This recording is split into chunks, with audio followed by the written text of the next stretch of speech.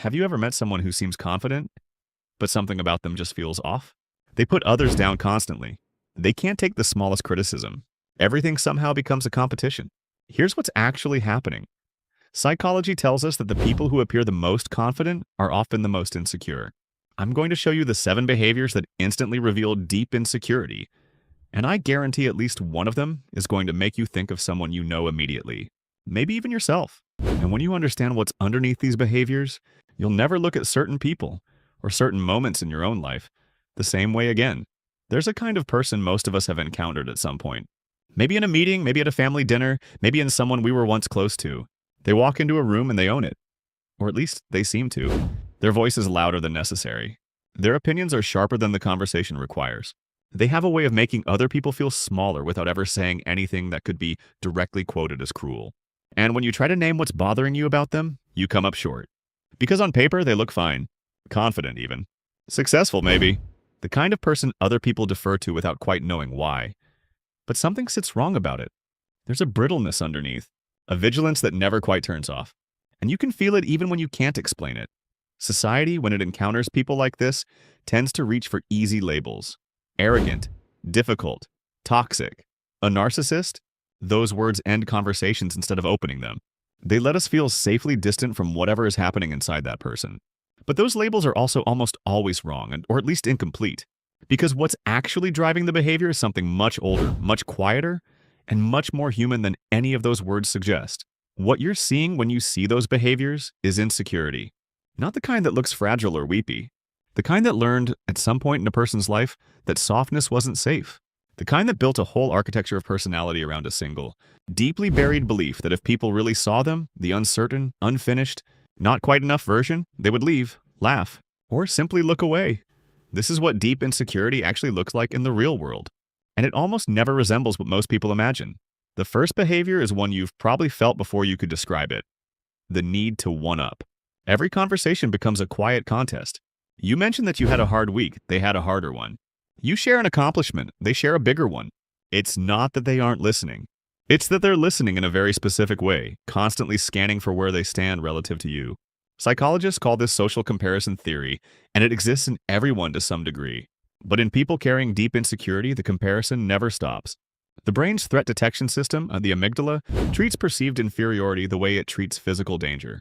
It fires, it mobilizes, and the person responds accordingly by immediately establishing that they are not below you. The tragedy is that this behavior pushes away the very connection they're searching for. Nobody feels seen in a conversation they didn't realize was a competition. The second behavior is harder to sit with because it tends to provoke a stronger reaction, disproportionate anger at criticism, not mild defensiveness, not brief irritation, the kind of reaction that feels completely out of proportion to what was said, where a gentle, well-intentioned piece of feedback lands like an attack. Research on what psychologists call threatened egotism, the response that occurs when someone's inflated self-image meets contradicting evidence, shows that unstable self-esteem, not low self-esteem, is what drives the most intense defensive aggression.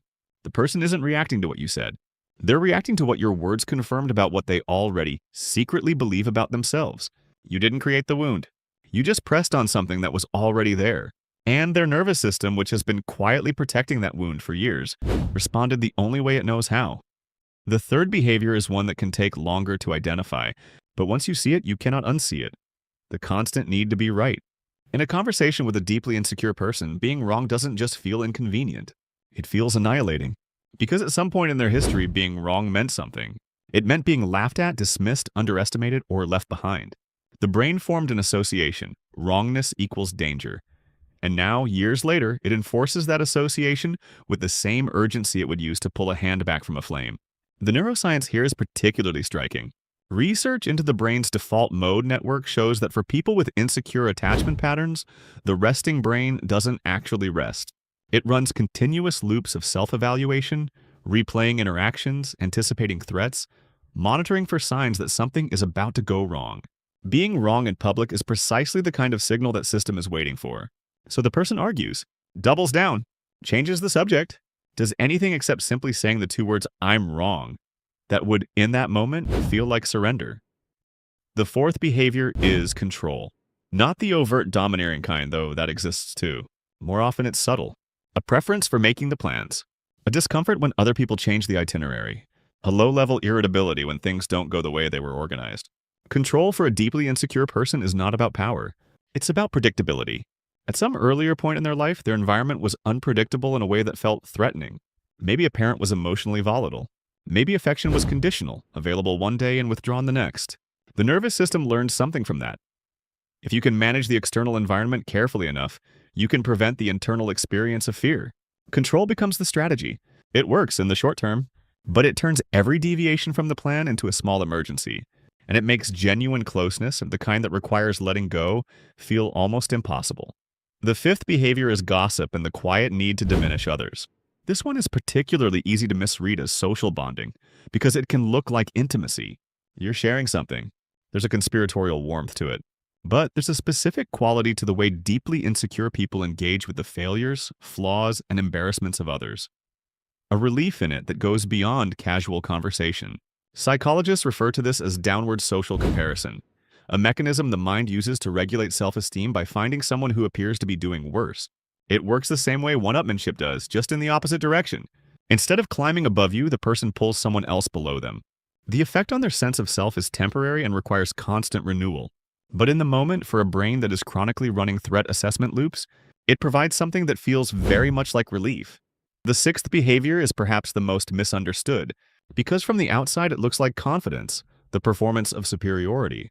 The name-dropping, the status signaling, the quiet but persistent communication that they are more connected, more accomplished, more in the know than those around them.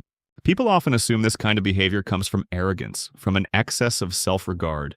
The research suggests the opposite. Neuroscientific studies on self-referential processing have found that individuals with chronic self-doubt show heightened activity in the brain's default mode, network precisely during moments that should feel affirming, promotions, recognition, praise. The external achievement doesn't quiet the internal alarm. So the person keeps performing, keeps signaling, keeps constructing and displaying evidence of their worth, not because they believe it, but because some part of them is desperately hoping that someone else will. That the approval they're broadcasting for will, finally, become the feeling they've been missing. The seventh behavior is the quietest, and in some ways the most painful to recognize. Excessive people-pleasing that curdles eventually into resentment. This is the version of insecurity that doesn't look sharp or aggressive. It looks warm, accommodating, endlessly generous.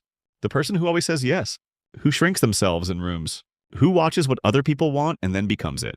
From the outside, this looks like kindness, and often genuinely it is. But underneath it is a calculus that was learned early. If I make myself agreeable enough, useful enough, easy enough to love, then maybe I will be safe. The attachment research here is some of the most illuminating available.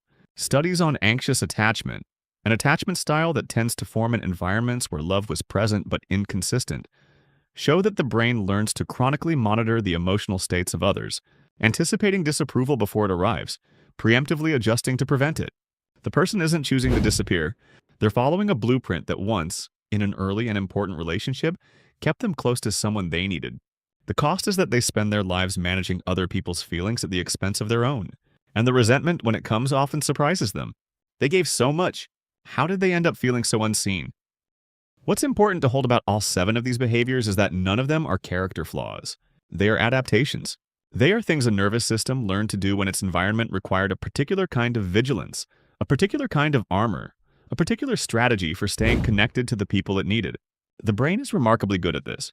It builds these systems efficiently, runs them automatically, and defends them fiercely because at some point they worked. The tragedy is not that they exist, it's that they tend to outlive the conditions that created them. Long after the environment has changed, long after the person is no longer the child who needed that armor, the strategies persist. And they do what armor always does when worn too long in peacetime. They keep out the very warmth they were built to protect. None of this is to say that these behaviors are acceptable to be on the receiving end of. They can cause real harm. They can erode relationships, damage trust, and leave the people around a deeply insecure person feeling confused, diminished, and exhausted. Understanding the origin of a behavior is not the same as excusing it, but it does change the way you can respond. When you see the one-upping, the explosive defensiveness, the controlling, the performance, and you understand that what you're actually witnessing is a person protecting something they believe is fragile about themselves, it becomes harder to take it personally, and much easier to see clearly. Responding with wisdom rather than reaction requires that kind of vision, not softness, not pity. just clarity about what's actually happening in the room. The people carrying the most visible insecurity are often the ones who, somewhere along the way, were taught the hardest lessons about what happens when you let yourself be known. And so they decided, not consciously, not deliberately, but at a level far below awareness, that they would never be known again. Not all the way. Not the real version. They built a version of themselves designed to be impressive, admirable, or at least above reproach. And they wear it everywhere, even when they're alone. Because the brain doesn't always know the difference between when it's safe to take the mask off. What makes this worth understanding isn't just what it tells you about the difficult people in your life. It's what it might quietly confirm about certain moments in your own. The times you argued longer than the conversation deserved. The times you felt inexplicably threatened by someone else's success. The times you smiled and said yes and went home feeling invisible. Those moments are not evidence of something wrong with you. They are evidence of a nervous system that learned to protect you. Of a person who, like everyone else moving through the world, is navigating the distance between who they are and who they were once told they needed to be. There's something worth sitting with in that. If something in this felt personal, not uncomfortable, but recognizing there's a layer deeper than behavior that explains why certain people affect you the way they do, and why certain patterns keep showing up in the relationships you find yourself in. That layer has a name. And once you understand it, a great deal of what has felt confusing about yourself and others will begin, finally, to make sense. If you want to go there, stay close. The next piece of this conversation is already waiting. If you found value from this video, like it, share it with friends and family, subscribe, and turn on the bell icon so that you will be the first one to be notified when we upload new videos. We will see you in our next video. Until then, stay safe and stay blessed.